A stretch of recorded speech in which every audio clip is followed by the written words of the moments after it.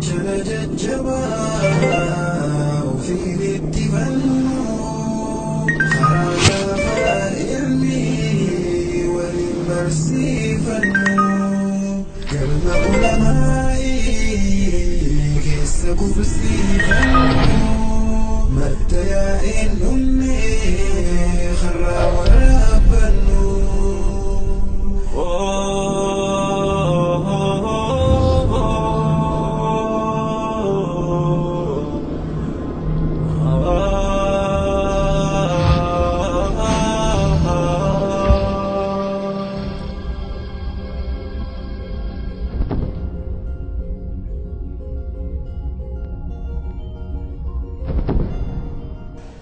What is this? And the more I talked to them, the more I could see lie after lie after lie. And finally I said, you know what? I don't need to be in a religion full of liars. But it didn't. Haatoo malee khijiba kan arkuun kiyya hangeeroo tanaatitti islaamummaa fudhachuudhaaf nan kakaase yookiin akkaan fudhadhu nan goone garee islaamummaa kaniin seene dhimma biraa irratti. Quraanaa fi Baayibilii ammoo waan sannaaf gajjabeessan dhugaan qalbii keessa jirti. Kana booda Quraanaa fi macaafni akka waan takka dubbataniin qaama kiyya kanaan onnee tiyya keessatti hubadhe. Abbaan fedhe qalbii teetiin taphachuu hin danda'u. Qalbiin tee qabeenya keeti. Sumaatu irratti abbaadha. Siitu waan fedhen godhuu danda'a. Qalbiin tee teetuma. Akkasiimi waan namoonni hidhuu hin dandeenye keessaa isiin takka. Nam tokkolleen qalbii namaa mana hidhaa geessuu hin danda'u. Ana mana hidhaatti na hidhuu ni danda'an. Sanduuqa keessatti na okkaamsanii garbatti illee na darbuu ni danda'an. Garuu isii tana to'achuu hin danda'an. Tuntiyya sunteeti qabeenya keeti jechuudha. Kanaafuu akkuma nan godhe kanatti atis gara qalbii teetii deebitee qoshaasha balfaa fi waan hin barbaachisne cufa khijiba wallaalummaa fi jibbansa hunda qulqulleessitee hogguu keessaa baastee booda eega waan hundatti dhiisteen booda maal akka jettu beektaa? Ani Rabbiiti. Yaa Rabbi ani keeti ifiin jetta. Yaa Rabbi na qajeelchi jetta ammaas. Jalqaba irratti anis tanumaan godhe. Wayitaan akkana jookana miira haaree tokkootu na dhageeme.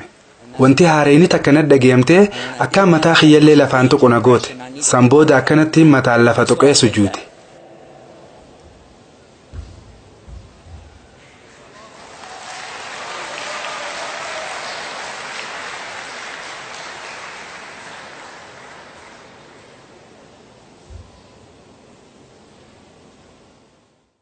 Gabriel wayitaan sujuuda irra jiru kana akkanaan jedhe.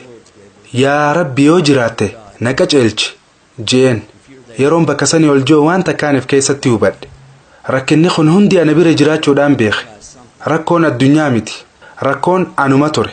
Guyyaa sanirraa kaasee hanga har'aatti khona waggaa 19f guyyatti waggu 17 waan san jechaa jira. Ihdina as-siraat al-mustaqiim gara daandii qajeelaatti nu qajeelchi jenna. Guide us to the straight path. And I'm going to tell you something. Wanta kan siima annama waan namni joon boojihamuu miti. Nuti saayikii yookiin xiinsammuu fi asmaatitti naman waan akkana kanaatti namannu nuti. Garuu wanta kan sittiima isinis obboleeyyan kiyya khaas jirtan waan ajaa'ibaa takka harkuuf teessan. Anaa fi Gabriel waliin beeynu sagantaa tanaas waliin hin qopheessine waan inan jechuudhaaf deemullee inni hin beeku. Garuu Gabriel bakkuma amma jirtu san dhaabbattee qalbii tee keessatti Rabbiin akka karaa qajeelatti si qajeelchu kadhachaa jirta. Dhuga moo soba? Eeyyan dhugaadha. Khunoo isinin jenneere dhugaadha jechuun isaa kun isiniif ragaadha. Waan kana niin beeka. Sababni isaa waan akkanaa keessaanis waan yeroo dheertuuf tureef jecha yeroo hedduu irra deddeebi'ee dhageemaa ture. Namoonni kumaatamaan lakkaawamanii sogguu garee islaamummaa akkuma Gabriel kanatti isaan illee dhugaa barbaadaa turan. Isaan islaamummaa barbaadutti hin jiran. Islaamummaa irraa illee haajaan qaban. Quraana irraa illee haajaan qaban. Wanti isaan barbaadan dhugaadha. Haqa dhugaa qofa barbaadan. Gooftaan jiru tokko akka ta'ee fi karaan garee isaatti dhaqan illee tokko akka ta'e ni beekan. Tanaaf nutis inna diina indallaahi al-islaam amantiin Rabbii biratti fudhatama qabdu islaamummaadha jenna. Wanti Rabbiin sirraa barbaadu waan xiqqoo tana qofa. Wanti xiqqoon san qalbiiteeti. Inni isii qofa barbaada. Onnee ta'e isaaf kanne. Achi booda wanti hundinuu nageya. Ifiifuu sirrooyti. Akkamitti waan kana gootaree amma jechoota afaan Ingiliffaa 5 takkaan siif kan.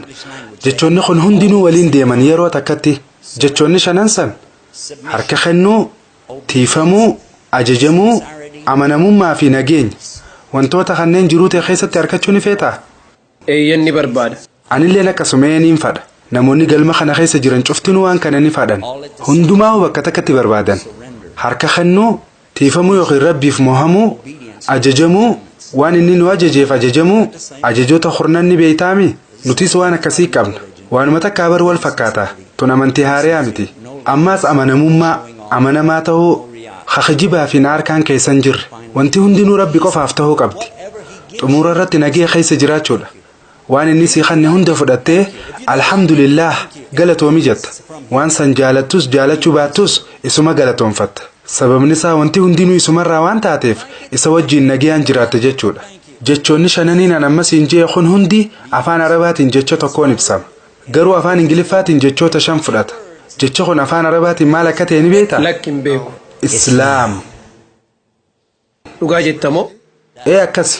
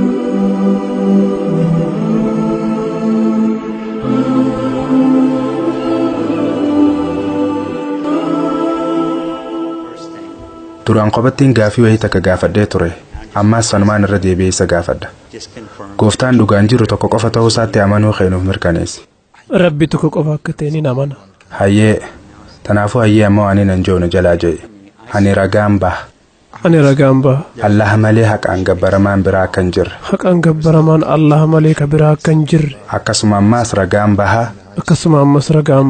Muhammad ergamaa isaati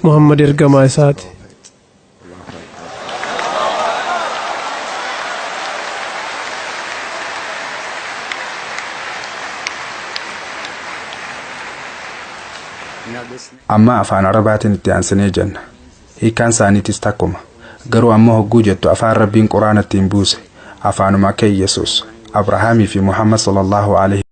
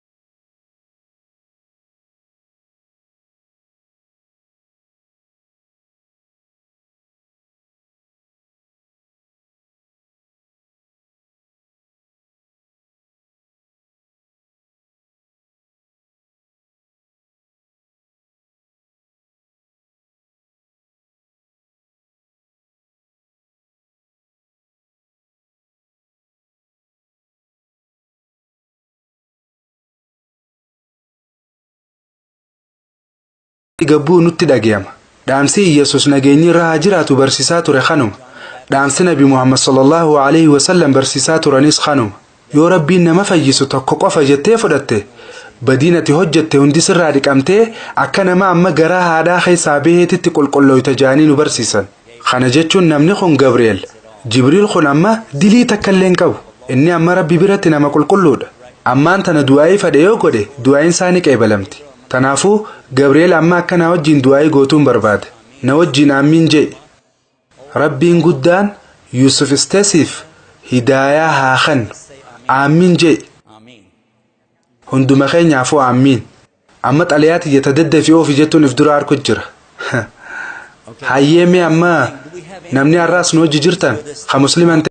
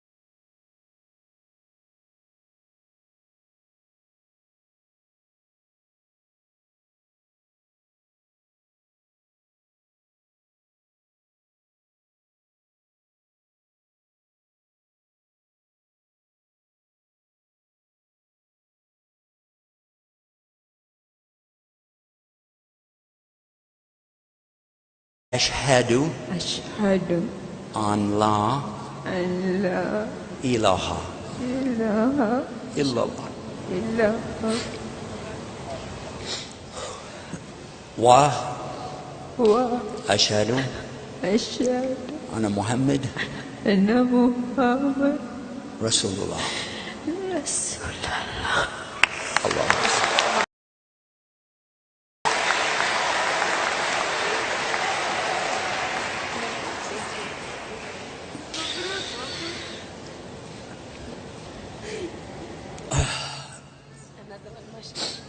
Allahu Akbar. I was telling you about happened in Germany. I kept saying, who's next? Amma turarratti waa'ee waan biyya Jarmanitti na mudateen isin himaa ture. Ani mee itti aanee eenyu mee eenyutu itti aane jeetiin gaafachaa ture beektaa? Eega sagantaa xumurreen booda haa deemnu naan jaan. Ani ammoo lakki eenyu itti aanamee jeetumaan gaafachuu itti fufe. Xumurarratti namoonni achi jiran cufti isaaniitu waan musliman tahiniif mee isin keessaa eenyutu islaamummaa fudhachuu barbaada jee gaafannaan ummanni achi jiru hundi isaanii ol kaanii dhadhaabbatan. Namoonni 250 ta'an yeroo takkatti shahaadaa qabatan. Allahu Akbar. And just like today, akkuma har'aa kana gaafa Nabi Muhammad sallallahu alaihi wasallam irraa jalqabee hanga har'aatti sababa keenyaanii miti kanamni garee islaamummaa seen. Allahaatu waan hunda godhe. Qaqaceelluma namaaf kannu Allah malee anaa fi isinii miti. Nabi Muhammad sallallahu alaihi wasallam qaceelluma namaaf kannu hin danda'an. Rasuulli keenya sallallahu alaihi wasallam adeerri yookiin abbeeraan isaanii Abi Taalib akka islaamummaa fudhatu barbaadan ture. Garuu inni hin fudhanne. Rabbiin maal jeen? rabbiin rasuulatti sallallahu alaihi wasallam haasawaa jira akkasumas nutti haasawaa jira dhugumatti nama ifii jaalattan gama karaa qaceellumaa qaceelchuu hin dandeessan kan karaa sirriitti qaceelchu rabbi qofa jee dubbate arraanaa fi isin osoo waa'ee jaalallee rabbii nabi muhammad sallallahu alaihi wasallam haasawaa jirru nama sadi qaceelluma allaha fudhate agarree jirra waan akkanaarraa warra qooda fudhate ta'uun keenya kannaa guddoo rabbiin nu badhaaserraa namni jamaa akkanaa kana keessa jiraate insha Allah rahmata rabbiitii fi araarama rabbiitis ni argata haalli kun balaarraa nama tiisu waan ta'eef waan biraa hundarraa akkaan nu biratti barbaachisaadha mee gaafii biraa fudhachuudhaaf yeroo ni jirti sa'aan ta'e dhumtee jirti naan jechaa jira silaan isin hunda hammadhee natti tola mee yaadaaniin isinitti maramaa qophaa'aa Really, well, I'm hugging you. Get ready. Because I love all of you so much. isin hundaa'u isiniin jaaladha gabriel ati booda wal agarree haasawna qacoollatti ammaas waan siif kenninuutu jira obboleeyyan keenya ka dubartootaatis booda fooqii gama gubbaa fidaa achitti waan kenninuufiitu jira insha Allah And we need to give them something. You understand what I said? We have another. dhiifama obboleessa kiyya ammas dubartii birootu jira tashaadaa qabachuu feetu subhaanallah Allahu Akbar.